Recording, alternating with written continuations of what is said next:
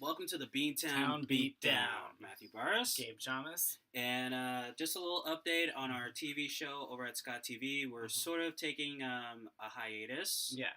So we'll let you know on further reports. Yes, exactly. So let's get it started. I got some Red's Blueberry Ale here. Nice. And our first subject, of course, is the Manny Pacquiao-Jeff Horn controversy. Now, of course, this fight happened weeks ago, and the WBO, the World Boxing Organization, they took a look at the fight with the independent judges, and they still say that Jeff Horn won the fight, which is complete and utter bullshit. Yeah, let's cheers before he gets too worked up. Yeah. Oh, this is good beer. So, I mean, listen, I saw that fight live, and I saw it like a few days after it. Mm-hmm. I have seen the fight twice now, and there is no way Jeff Horn won that fight. They only gave him the fight because, A, he was in Australia, he was in Brisbane, Australia, and also, they wanted... So, home turf advantage, for those that don't know. Yeah, home turf advantage, and also they just wanted a... he put up a good effort and all, but this isn't, they try to make it like a feel-good Rocky story. Mm-hmm. And, Rocky won fair and square. This guy did not win fair and square. Mm-hmm. Fascinating. So yeah, I mean, I obviously I don't know all the ins and outs of it, but what I did see was something on Facebook that said Manny, an anti-gay fighter, was finally taken out by a pro-LGBT fighter. So that's a big meme on Facebook, and it does represent something very big, something that I'm sorry goes contrary to your position. Well, I may not like Manny Pacquiao as a person. Yeah, he lost my respect, but right. as a boxer, you definitely have to respect him for all the world titles and all the fights he's been in, the wars with Juan Manuel Marquez, Eric Morales, and, you got to, and Timothy Bradley, you got to respect him for that. And for him to get robbed in that way, in that fashion, that was complete and utter bullshit. And wasn't he coming out of retirement or just went into retirement after this or something? Oh, no, he's been out of retirement now. Okay. I mean, yeah. But and of course, Manny said after the fight that he's going to try and go for a rematch. And if they don't rematch this fight before 2017 ends, travesty. They need to rematch this before the year ends. Because also, so that's TikTok, because it is July. That is over half the year gone now. Yeah, of course.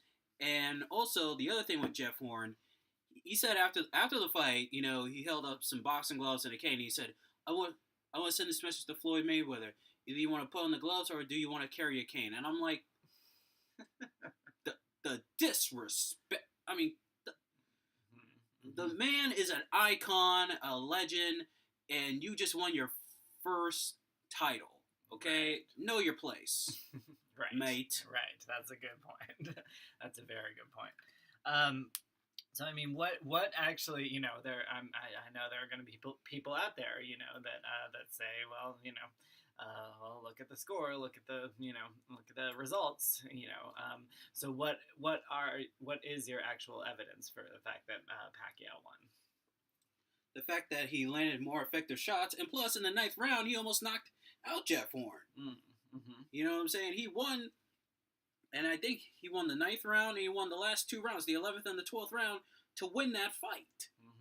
So, I mean, there you go, right there. There definitely needs to be a rematch. Right. Definitely needs to be a rematch. No ifs, ands, or buts about it. And on to our second topic. Actually, this is sort of our first debate. We were just giving an analysis. But the debate is which is better, free fights or pay per view fights? Because, of course, what made me want to bring this up is the same night that Mayweather and McGregor are fighting. By the way, I found out that in HD it costs like $95.99. And for the pay per view. Right. Well, that's only in HD. So right. I'm sure in SD it'll probably be like maybe 69 or 60 something. Yeah. And the same night of that fight, that's the same night that Yoshihiro Kamega takes on Miguel Cotto on HBO World Championship Boxing, and that's for free on HBO. So that's what made me want to bring this debate up. Which is better, fights for free or fights on pay-per-view? Well, I mean, I think obviously it depends a lot on on who's actually fighting. No offense to the kickboxing legends, I'm sure you just named, but like boxing. Okay, fine, boxing legend that you just named. But there are quite a few people that like I say, I'm the other half of America. There's quite a few people the other half of America does not know of, and and so that it might be free, which I'm usually all in favor of. I would normally say free fights hands down, no matter what. But I want to, if I'm gonna, for me, it's also about my time. If I'm gonna, I'm a casual fan. I don't watch as much as you. I don't get into it as much as you. If I'm gonna spend my time doing it, I want it to be for someone, that I really might have known about before. So in that sense, in this example, it's kind of completely skewed in my opinion because so many people know about about McGregor and about these people that are on the pay-per-view. Much more people know about that and want to get invested into that than know about the regular boxing champions on the free fight. See what I mean? Well, yeah, I think. Well, I mean, I've said this before, and you and I have had talks about pay-per-view prices and stuff like that. And the thing about it is that promotions like, well, to put in the realms of boxing for a minute, promotions like Top Rank, Mayweather Promotions, Golden Boy, and all these other are main events, which has been around since forever, and Don King Promotions, those. Yes, they're boxing promotions, and they're about boxing and the sport. And yes, sometimes they do put on fights for free, but the biggest money they get is from pay-per-view. And it's a business, and a business has to be run like a business. And also, there's quotas that they got to meet. There's a business quotas they got to meet. Quotas. Why am I always getting that fucking wrong? This is why I'm not in business school, because I can never pronounce that word. Yes, and I suck at that's math. the only reason. But yeah, anyway. Yes, you're right. They have quotas. They have these business interests. But I mean, I don't know. That's the thing is that there's so many things that that if the business had their way, they would do that they shouldn't do. So that's why I'm kind of like I do understand that argument, and I'm sure if I was running the business, I would feel differently. But as a fan, as a consumer, that type of stuff does not affect me at all. It's like maybe it's being insensitive and whatever, but it's kind of like cry me a river, that you're not making enough money off of this. I don't care. I'm the one whose money in theory would support this. You know what I mean? Well, yeah, you sort of make a point there. I mean, I guess for you because you're a consumer, and also, I mean, at this point in your life, you do have a TV. He has a TV, folks, by the way. Yeah. But it's a good thing you kind of don't have cable TV because you'd be paying a lot on pay-per-views and stuff like that. Right, exactly. But personally, I don't know. it depends on who's fighting with me, Mm-hmm. because there's a lot of UFC pay-per-views I haven't ordered. I mean, I didn't order last weekend's UFC pay-per-view, Mm-hmm. and Yeah, I mean, so that's also what it's about. Like I just said, you choose your battles, and you choose or whatever you do. Literally, I guess in this case, you choose which ones you want to see, based on your own budget and based on which ones you would most like to see. And again, like I said, I think I think name name recognition and anticipation plays a big role of that too. oh yeah, exactly. Matter of fact, I was actually looking up the history of pay-per-views on Wikipedia. Fun fact: Mm-hmm. the first boxing match to be shown on a pay-per-view was Sugar Ray Leonard versus Roberto Duran, the Brawl in Montreal, their first fight in 1980. Okay. I was like, wow. It's fascinating. Yeah, and of course pay-per-views at that time they were like $14 and some change, and then Right. of course later on in the 90s and the 2000s they started jacking up the price, Mm-hmm. with boxing matches, and and then kickboxing of course came in, and then there's the WWE, which for a long time had a strong reign in pay-per-views. Mm-hmm. So now pay-per-view is a multi-billion-dollar business. Right. Exactly. Yeah, and it's interesting to hear how it's changed over time. But I mean, part of that is the price has changed, and part of that is inflation.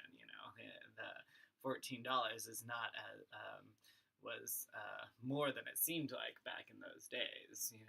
Yeah, I mean, my mom almost turned into Selma Blair in the wait, what was it? What was that movie? The one where she turns her head again? Oh, God. The Exorcist. Yeah, The Exorcist. She almost turned her head, like in The Exorcist, when I told her about the cause of the Mayweather Pacquiao fight. She was like, "What? You gonna pay all that money back?"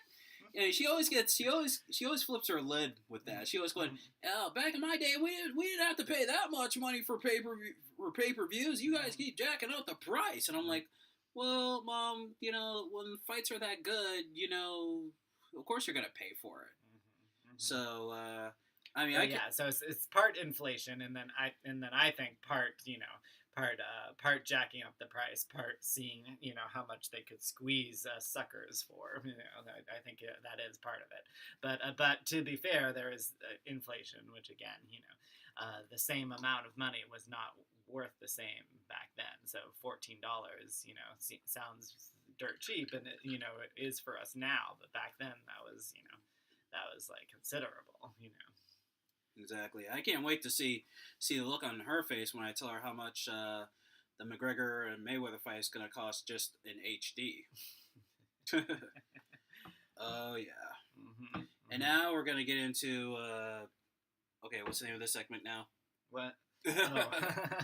Your segment? Yeah. Get over it. Oh, get over it. Oh, Mm-hmm. This is a new one. Okay. Get over it. All right, take it away, Gabe. All right. So yeah, this time I'm going to be talking about the old thing they would say before weddings: "Speak now or forever hold your peace." Basically, speak up, speak the fuck up, speak, and say what you got to say, I think, as the song says. So yeah, we're. Now is basically the time. Now is always the time, actually.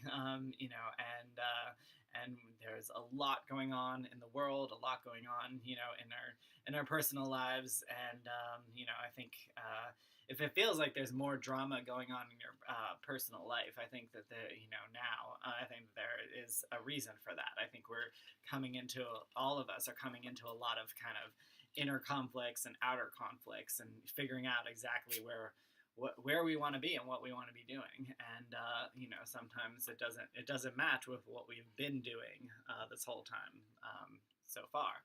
And some people that like things the way they were are going to be be up in your grill about it. But you've got to find out what's exactly right for you, and speak now or forever hold your peace, as they say. So speak up for what's right. And yeah, a lot of times with work situations or friend situations, you feel like oh yeah, well now's not the time. But like I just said, 2 minutes ago, now actually is the time. Now is actually always the time.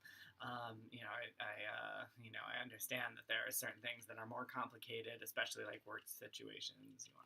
You can't rock the boat too much, but if something really isn't working, you'll feel it. It grinds against you. It grinds against the grain, and you really shouldn't have to endure that too long. I think that's a big problem we have, is that we feel like we have to endure things. We have to put ourselves through hell, in order to make it. That's only partly true. Everyone always says, you have to go through hell, but and pull yourself up because I did it. Well, times are changing. Times have always been changing, and so just because it worked for someone else doesn't mean that it is the right way for you. And things might be more complicated, but they're always more complicated. So I've been coming to the conclusion lately that despite what people might say, if there has to be a change in your life, now is the time, and you should go for it. And that includes saying what you got to say, right? Some people might not like it. Some people might push back. Basically, you saying your full truth and saying what needs to happen is a push, and people will, you shouldn't expect that people won't push back. Oh, they will, Exactly. That's the thing about me, man. Mm-hmm. I'm always gonna speak my mind, no matter what. Because and it's not to cause disruption or Right. cause chaos. It's A, I want knowledge, and B, I want to make something better.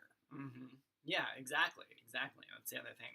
We do want to make this situation better, and yeah. So some of those people that push back so hard against you, they should, a lot of them should actually realize that you're doing it to make it better, they might actually be threatened by that, but but it's not their choice, really. If we're in some type of relationship, and something's truly not working, eventually it is going to fall apart, and it would be better if one of us, like me, tried to make it better first, you know what I mean? So if the other person pushes against that because they're threatened, really they should be thanking you for being proactive and making it work, because no matter how threatened they are, it actually could be much worse. It will become worse, if you don't take action to change it. You know what I mean? Well, yeah, exactly. I mean, look at look at it from an entertainment purpose. Like, now I don't know the quite whole story about this, but I know that when Friends was on, the show Friends, there was all this talk about, getting, about more money. They wanted, the cast, I think they wanted like more money, like some of them wanted better payment or something like that. I think what was part of it is that so there were some major stars, obviously Jennifer Aniston, and so I think there was 3 of the cast wanted as much money as the rest of the cast. I think that's what the big disruption was, and it was the first. It was the first major show with a few standout stars that then did that then obliged and did eventually pay the all 6 of the cast equally. Well, yeah, exactly, and also that was one of the things that led the wrestler Ryback leaving WWE, because he says Really? that that all the wrestlers should who don't get the main event position, they should be equally paid. As the ones who are in the main events, like the John Cena's, the Roman Reigns, and the Right. Triple H's and stuff. Right. And because like not every professional wrestler is going to be in the main event, but they should make some good money. Maybe not being rich, but maybe like live middle class and maybe upper middle class. Yeah, exactly. And it's like, showing, and it's like, whether you agree with it or not, I think it is like showing, showing respect for who they are and who they could be. That's the other thing. They could, advance and become one of the people in the main event, maybe. And so, it's kind of like showing respect for that as well. This type of stuff is not new, and it's also not old. This is not old news. It's not going away anytime soon. Hawaii 5-0 was just shook up. You heard about this? Oh no, I did not hear about this. Yes, the show Hawaii 5-0 is now. They don't know what's going to happen now in the future, because the two Asian characters actually have walked off. They asked for the same payment as the rest of the cast, which coincidentally are the other four are white people, and it's actually Daniel Day Kim from Lost and the Divergent movies and other movies is one of them, and then Emma someone or other who is on. I feel like you would know this better. She was in Battlestar. I think she was in Battlestar Galactica and other I think I know her face. shows. Yeah, the hot Asian chick. Yes, yes, of course. Anyway, so yeah, she was on Battlestar Galactica. He was on Lost. So they're actually major stars. They're majorly recognized, and if you go by fame alone, you could actually say that they're the most famous ones. People haven't really heard of the other actors, even though anyway they were treating the other actors like they were better known, but they're not. And anyway, so they asked to be paid the same amount, and basically there was pushback, there was resistance from the network, and yeah, as far as it stands right now, as far as I understand it, they have actually walked off. They are walking off the show, and it is way too bad. God knows what I mean, not that I've watched it, myself, but I'm sure, obviously, millions of people around the country have been enjoying it, and God knows what the show is going to be like without them now. Well, I haven't seen the Hawaii 5-0 in an ill minute, but I mean, sometimes you just gotta. You gotta do what you gotta do, especially if you're a star who's been on a hit TV show and you know what it's like, to be part of a phenomenon, and yes. It's only right to say like, hey, let's get a little upgrade in the pay here. Exactly. I mean, and it's also about fairness. The disparity between the two, that's basically racial discrimination. Especially, you might say no, not if they're not as famous. Well, okay, fair, but they are as famous, and in fact, like I said, they might be much more famous than their counterparts that are staying.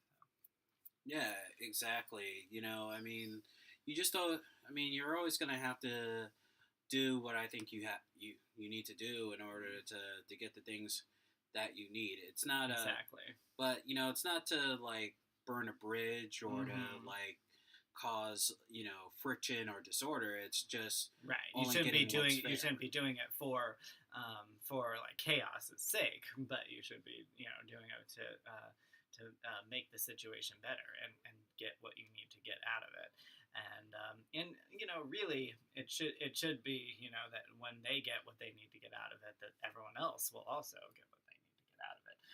But of course, network executives still don't think that way yet. They're still mired in capitalism and money and all that. So yeah, it's interesting to see that this is still a problem, and they spoke up and did what they had to do about it. Well, yeah. Well, yeah, exactly. But also, I mean, if you're really a fan of the show, I mean, if you're like, for example, getting back to professional wrestling, like, you always hear about, fans going, "Oh, the WWE, they really suck now. The titles don't mean shit," and they always go like, "Oh, if this person doesn't win the title, then I'm not going to order stuff anymore. I won't order any merchandise. I'll cancel my subscription to the WWE Network." And then the next night after a pay-per-view, it's like, you ask the guy, "Hey, you gonna watch Monday Night Raw tonight?" "No, okay." Right. Yeah, I mean, so you're talking about like like expectations, and they're kind of over dramatizing it. Well, I don't know. Sometimes you gotta at least think about what you would you got to think about what you would do when things don't go your way. Yeah, hopefully you don't do something completely drastic, like write off, everything and cancel your membership. If, like you said, if the next Monday you would rather, just watch it again. Yeah. And also for the actors, it's also good for the actors too, because in Hollywood, you're never guaranteed another part. I know people will say like, well, you can always get another job, you can always get another acting gig, but but that's always not guaranteed, and you might have to do a small gig or no gig at all. And yeah, exactly. That's a good point. It's not quite the same thing as like go get another job. You can get another job. It's stocking shelves and doing basically the smallest, menialest things, or whatever you can get. But yeah, for an acting job, even though it seems like it's more prestigious and there's so much more out there, really, there's not as much out there for everyone that wants to, to get a job there. Oh yeah, I mean Drew Barrymore, she struggled after E.T. I mean at one point she was partially most of it was due to drugs, but but she was getting roles that where like the movies weren't as good. I mean at one point she was actually working at a Starbucks one time. I was about to say, like, there's a reason that so many like waitresses in LA, are aspiring actresses. They still have to do the waitressing, until their big break comes in, and sometimes unfortunately it doesn't. Oh yeah, and plus look at Farrah Fawcett after when she left Charlie's Angels, she had a hard time getting acting jobs and stuff. So yeah, exactly. I mean, there's unfortunately, it's not the same type of industry as as just regular jobs. You can't really get a new one the same way, and and it's unfortunate.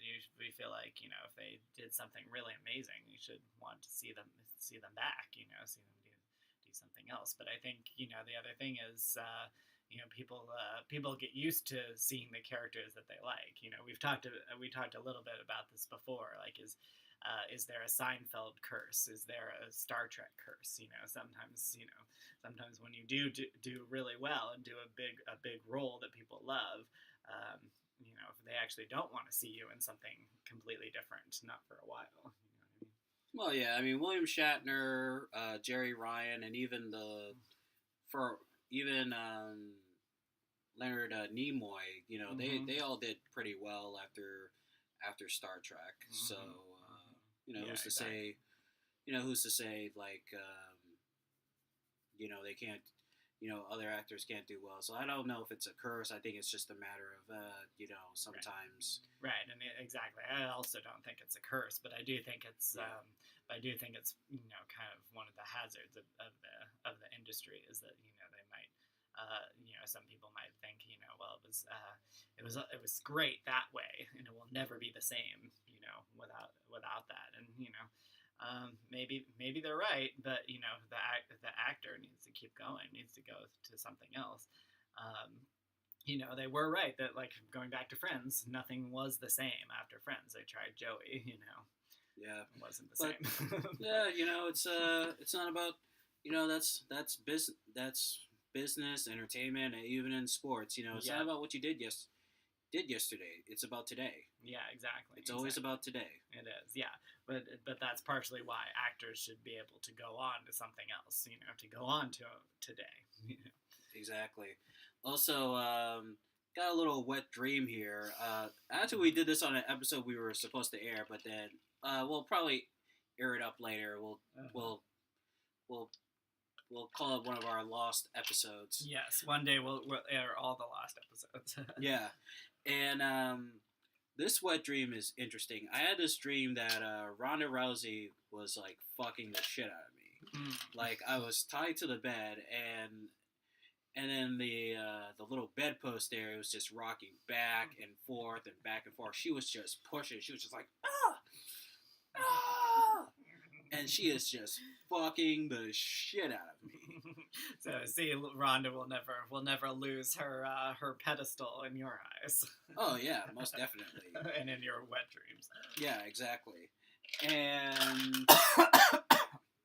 And then after the dream, she's sleeping and stuff, and then I go to the bathroom, and then I go and wash my face, and then like I look and I go dry my face off, and after I dry my face off, it's like right out of a horror movie. She's right in the back of me, looking at me.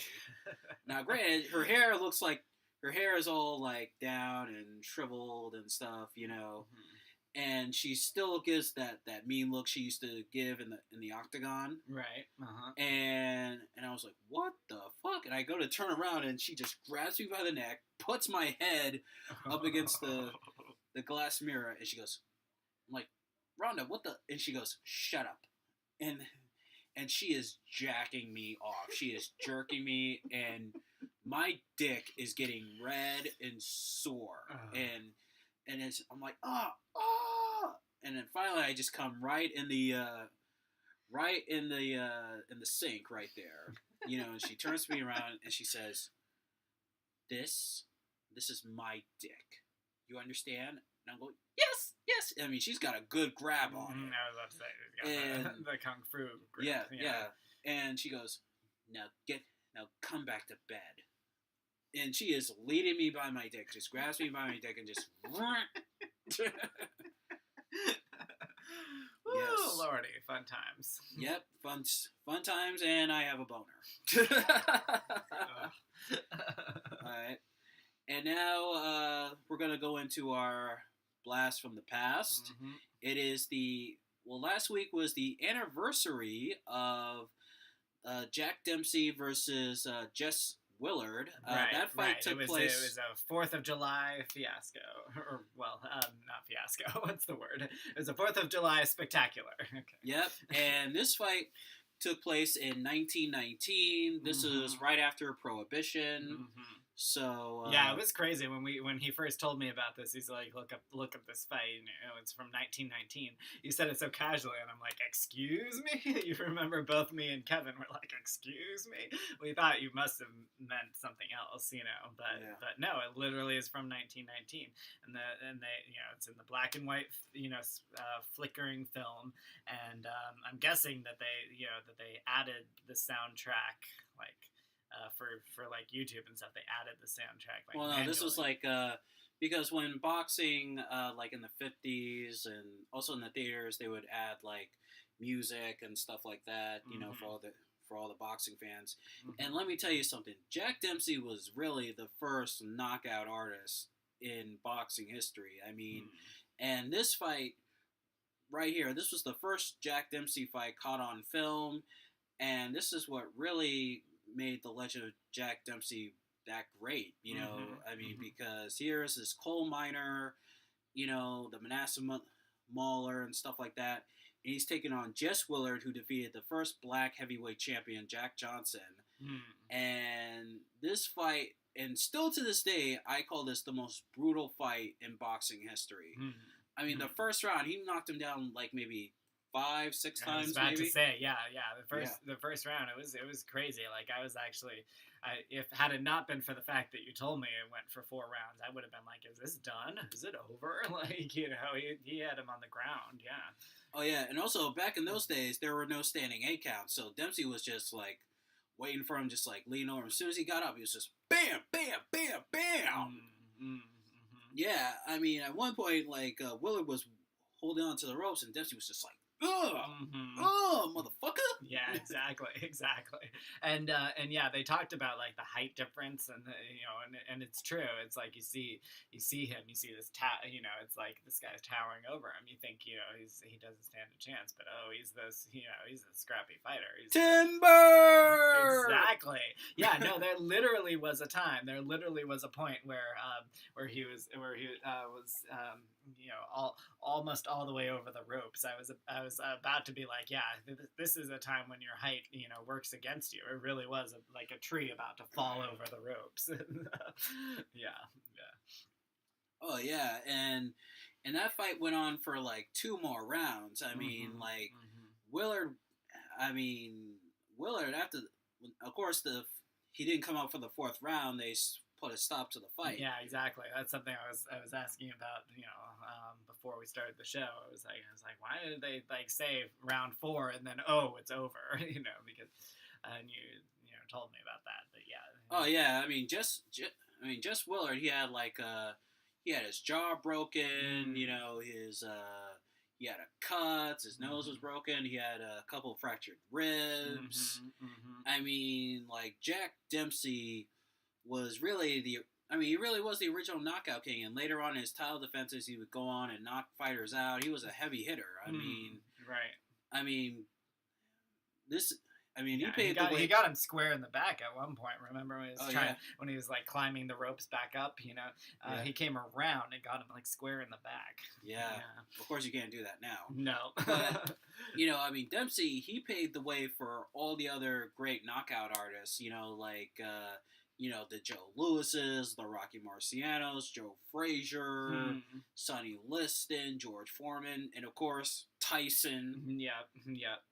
Of course, Mike Tyson really did borrow a lot from Jack Dempsey. He was a big Dempsey fan. Fascinating. And you said boxing history and stuff. I've been wondering, since this was 1919, like how far back does boxing history go? Maybe I think it was started by the Greeks. Well, okay, yeah, but besides the original Olympics in Athens, but besides that, like how far back does it go? The 1800s, like the original, the Marcus Berry of Queens, whatever they call it. The Queensberry rules. Yeah, the bare knuckles and stuff like that. And I think the first fight ever recorded was in 1846, actually. Okay. Yeah, so... that was radio, I'm guessing, right? No, film. Really? Yeah, I know, it's hard to imagine or whatever, but, but boxing in those days, it was still considered a gentleman's sport, right. and stuff like that. Right. And you see this fight, between Jack Dempsey and Jess Willard, and you see later on Dempsey's fights going on into the 20s and stuff. Right. Jack Dempsey was actually considered like the first real superstar of boxing as well, because it was like everybody had to go see him. He was up there with Babe Ruth. Right, exactly. So you're saying he might have been one of the ones that changed it around from the gentleman, from the Queensberry, changed it around to a bit more brutal down home, Oh yeah, sucker punching. Yeah, exactly. This was imagine on that 4th of July being in there in that hot ass sun, and you're going out there and you're fighting. It's like yeah. that was one hell of a fight. And you see what all the guys are wearing. I mean, the other thing is you'd have to be like, you know, you'd have to be in your hot, like, you know, suit. You have to be in a 3-piece suit and like super hot out there. I mean, I just can only imagine, you know. Well, yeah, exactly. You know, I mean, that was just. I mean, that is still just a brutal boxing match, and you know, look it up on YouTube whenever you get the chance. I mean, I've seen that fight dozens of times. I even watched the fight on like, you know, like the old HBO Boxing's Best that I used to get on from Blockbuster and stuff like that. So yeah. you know, I also saw the Boxing's Best, the story of Jack Dempsey, you know, like on YouTube several times, and also on Classic Sports Network. It's I mean, Jack Dempsey was really the original knockout king, a hard puncher. I mean, what did you think of the fight personally? Yeah. I mean, it's you know, you weren't wrong. It definitely was you know, really, you know, it definitely was really hardcore, and surprisingly for the time period, you know, and yeah, I mean, it's it really does, you know, you know, if it was, you know, different type of video and whatever, you might think that it was in the 50s or something, you know, you might think it was, you know, a later era where, you know, where things got more brutal, but yeah, it was fascinating. It was fascinating to see that, you know, kind of piece of history, you know. Oh yeah, absolutely. And you know, of course, you know, and of course, it paved the way for boxing being popular in the later on, not only in the 20s, but in the 30s and the 40s and the 50s. Yeah, exactly. Yeah, exactly. And I always imagined what it would be like if we had a show on boxing back in the 30s and 40s. So like if we brought if we had the technology of today and we were in the 30s and 40s, like watching boxing matches, you know, in those days, you know, with our, you know, with our mixed drinks and you know, watching it with Frank, Sammy, and Dean. Yeah, exactly. We'd have to have a mint julep on Manhattan. Yes, and I'll be doing 2 blogs today for Facebook. I'll be talking about the best of the middleweight fights leading up to Gennady Golovkin and Canelo Alvarez in September. And also, we're going to be doing a show every week on YouTube, you know, just like the old days. You know, like I said, we're on hiatus from TV, but we're still going to be doing our YouTube shows because also we haven't done any YouTube shows in a long time. So be on the lookout for that. For those, yep. Yeah, for those, and go to our Facebook page, Beatdown on Facebook.com. You know, go to it after you watch this, please. All right. Beantown to your town. Yep, this is the Beantown Beatdown. Matthew Burris. Gabe Shamus. Bios con Dios.